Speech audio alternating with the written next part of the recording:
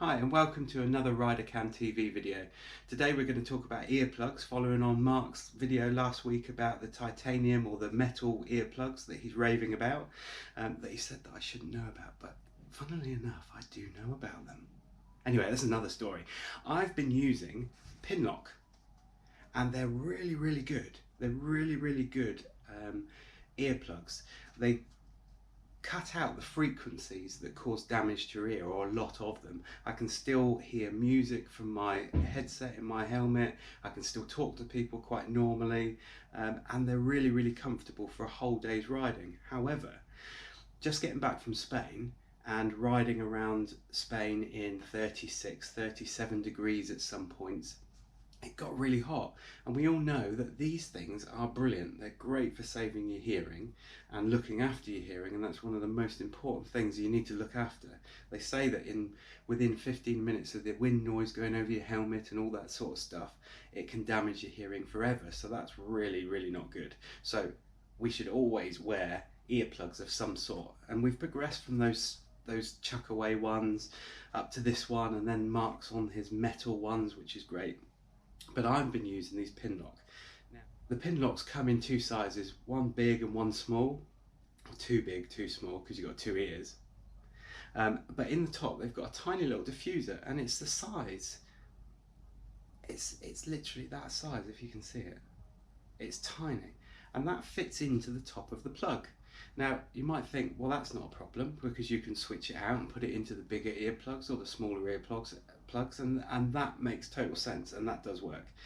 However, when you're riding and you get off your bike and instantly start sweating because you haven't got the air rushing over you and cooling you, these are in your ear, obviously. Now, I had got to a coffee stop in Spain, took it out, thought nothing of it, put it into my little holder, had my coffee, got back on the bike, put my earplug in, and I'm riding along thinking this bike is sounding awful. And it turned out that the bike was sounding totally fine, because I always wear earplugs, and then that reduces the amount of all the horrible engine noise that you can hear, and it does sound awful when you haven't got earplugs and you're used to wearing them. And it turned out that this tiny little red diffuser, we'll call it, which is the filter that filters out the different frequencies, had flipped out because I was trying so hard to get it out of my ear because it was so hot, my hands were sweaty, my ear was sweaty, and it must have flicked off, and I lost it.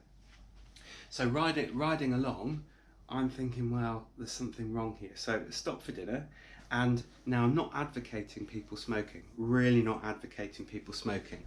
But I'm by the side of the road thinking I cannot ride for the entire day with an earplug that's not working, with this monstrously loud sound. It was almost like not having an earplug in at all, because the hole is right down. I don't know whether you can see it. It goes right down through the actual earplug. So with no diffuser in there, it was doing nothing whatsoever. So I'm by the side of the road thinking, this earplug is absolutely useless now. It's got a hole right through it, letting all the sound through, all the frequencies through, possibly going to damage my hearing. But because I'm so used to having earplugs in, it compounded the amount of noise that I had now going through into my ear when I'm riding the bike. And it's one of those things that I just can't put up with anymore, because you get so used to wearing one of these and it being quiet and only hearing what you need to hear. So I asked around, and nobody really had any spares.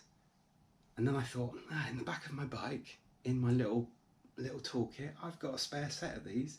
So I looked in there, and then it dawned on me that they're sat just over there, because we're at my house, sat just over there in the cupboard, which are no good. They're several hundred miles away from me. So I'm thinking, well, what can I possibly do or use to put into the end of there? Because basically I need to stop the air the noise going through there. No matter how tiny, I need to stop it, but I need to stop it because I can't ride like it any further. So I asked around, and fortunately there were a couple of people on the tour that smoked. So handy prop here, little cigarette.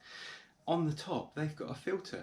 Now obviously the filter is really compacted, because when you're sucking on a cigarette, it compacts and does whatever. And you know, if you're gonna think about talking in the comments about being bad smoking and all that sort of stuff. Yes, it is. However, some people do smoke, and that's not the issue. We'll leave that for another conversation on another video at another time. However, there's a filter on the end, really compacted, almost like a compacted cotton bud. And I thought, I have nothing. I can put in a tiny bit of rag, that sort of stuff in there, but it's going to come out. You know, it's a tiny little hole to put something in. That's a tiny bit bigger than the hole.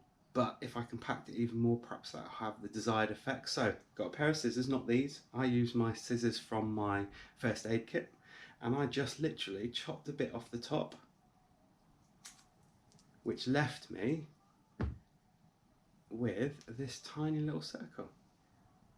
No bigger than, I don't know, about 5mm in depth, but the same circumference as a normal cigarette. Now it's got a bit of paper around it, so what I did was I removed the paper, because I thought, well, if I don't remove the paper that's around it, that might allow lots of noise in through it. So I just removed the paper, just really simply like that. And then once the paper was removed, I literally just got hold of the filter and rammed it in the hole. Such a scientific word, isn't it? Ramming it in the hole. And just used my nails to poke it in so it looked a little bit neater. And there we have it. Using the things around you to solve problems where you're on the road. And there is always a solution to every problem, whether you break down, whether you have a simple problem like that and you think, I haven't got anything to fit in there, there'll be something, even if it's a little sponge or you know, something that you use to clean your visor, or something that you can ram in there. But I was fortunate that there were people around that had a cigarette that was spare, that I could chop a bit of their filter off. And that fitted in there just right. And do you know what? That was nearly as effective as the normal filter on the bought ones, the little red filter. It was nearly as effective as this tiny little filter here. And it got me out of trouble, and I went for the rest of the tour, right down through Spain, the rest of the tour using just that. And I could have stopped and got another pair, but you know, they're 20 quid each, or 20 quid a set. Obviously I'll have to invest in another pair, but I had another pair sat here at home, so I don't want to spend another 20 quid if that works. And that's what I used from there on. So I started thinking, well, you know, that works. Obviously I'm going to get a new pair because the filter is designed to filter out those frequencies. However, it's a bit of a design flaw, don't you think? You know, it fits in there in such a precarious way that it just holds into the rubber. And if I get another one and show you, it just fits into this tiny little hole, and it's got like a tiny little lip in there, and you literally push the microfilter or the filter in, and it sits into there. Now the filter is very small. I mean, it can't be more than 5mm in diameter.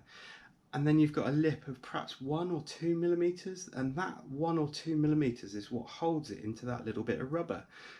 Now, obviously, if you're squeezing it and squeezing it, I don't know whether I can show you, but if you're squeezing it and squeezing it, the thing's going to pop out.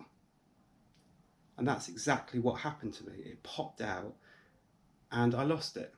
Therefore, I had to use the solution of a cigarette butt, which worked really well. And I know it's a really bizarre, strange video, but I thought, well, you know, I've been through that. Perhaps if somebody's watching this and they're stuck somewhere and they've got an earplug that's failed, or they've lost the end like I did and don't think they know what to do or can't find anything to put into it, handy little tip. So a really quick video about my trials and tribulations with my earplugs, hoping that that tiny little trick, almost like a rider's life hack, I like that, a rider's life hack with earplugs when things go wrong, and just the positivity of thinking, I haven't got the tools to do it, but what can I use as a makeshift tool or makeshift thing?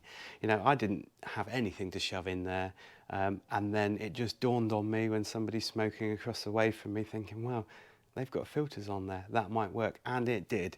So I hope this helps some people out there. You know, it's always good to think positive. positive always comes out of negative, especially if you're a biker, especially if you're on the road. There's always someone or something around that can help you. And we're the most sociable group of people, bikers. There's always somebody that will stop and help you. And we've had various little videos and stuff in the past in different countries where people just help because they like bikers, because we're nice people. So if you've liked the video, give it a massive thumbs up. Hit that subscribe button that'll be somewhere, and we'll see you in the next video.